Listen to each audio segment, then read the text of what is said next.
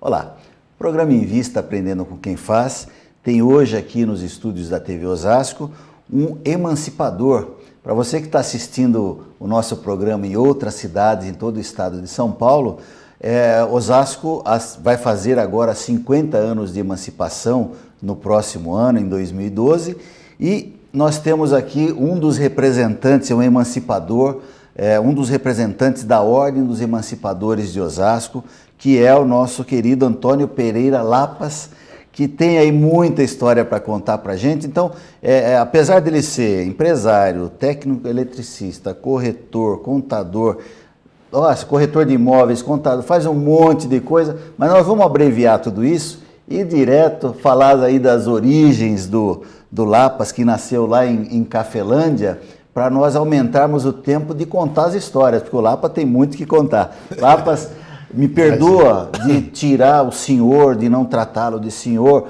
porque a nossa amizade até permite isso. Com certeza.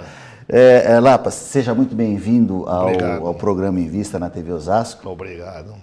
Tá? Estamos aí para suas perguntas e nós vamos tentar responder aquilo que você acha que é melhor nós falarmos. Legal. E o telespectador conhecer melhor a gente, né? Legal. A sua origem é de Cafelândia, apesar de você ter sido criado lá na região de Garça, no interior de São Paulo. Álvaro de Carvalho, Júlio Mesquita. Certo. E lá na infância, você dizia também que o contador, né? Que você, o contabilista.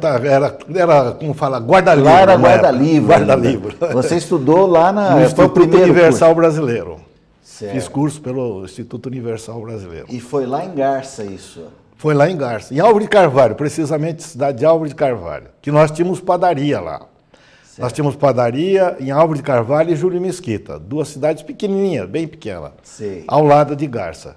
E ali foi a minha infância, minha pré-adolescência, né? Porque eu vim para Osasco ainda adolescente. Certo. E dessa vinda de Osasco, dessa vinda a Osasco, o movimento emancipacionista aqui da cidade, ele iniciou há mais ou menos uns 60 anos. Daí era mais um pouco, que já era o SADO, né? A SADO, né? Sociedade de Amigos do Distrito de Osasco. Isso. E então aquilo foi efervescendo, né?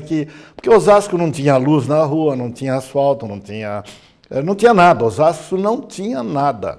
Então só tinha um miolo, um centrinho aí, e o povo via que as indústrias crescendo, levava dinheiro para São Paulo. Certo. E quem ganhava com isso era São Paulo, não era Osasco. O que aconteceu? Nós, então, insetamos esse movimento. Eu fiz parte, uma pequena parte desse grupo, que nós éramos garotos na época, eu tinha 16 anos naquela época, para 17. Então a gente via esse movimento, a gente incorporou esse movimento. A gente subia nos caminhões para fazer bagunça também, um pouco era pensando assim. Mas depois foi amadurecendo mais a ideia. O Osasco tem que melhorar. Tudo era em São Paulo. Precisava de um cinema, só tinha o Estoril aqui, o Glamour aqui na época. Filas enormes, você não podia quase nem assistir um cinema aqui. Então a gente quase sempre ia para São Paulo. Tudo que precisava era São Paulo, porque aqui praticamente não tinha nada. E a gente achava que aqui não merecia mais. Para estudar, eu fiz também teatro na época, e locução, rádio, teatro, eu fazia em São Paulo também. Na Praça do Patriarca. Precisava tudo ir para São Paulo. Certo. Aí, então eu falei, não, nós temos que pensar e mudar isso aqui. E eu, então, trabalhava no frigorífico Wilson na época. Sim. E morava lá dentro do próprio clube do frigorífico Wilson. E participava muito do Floresta também na época, né? Os clubes tinham bailes e tal, eu gostava de baile, gostava disso. Então vinha muito para o Floresta também.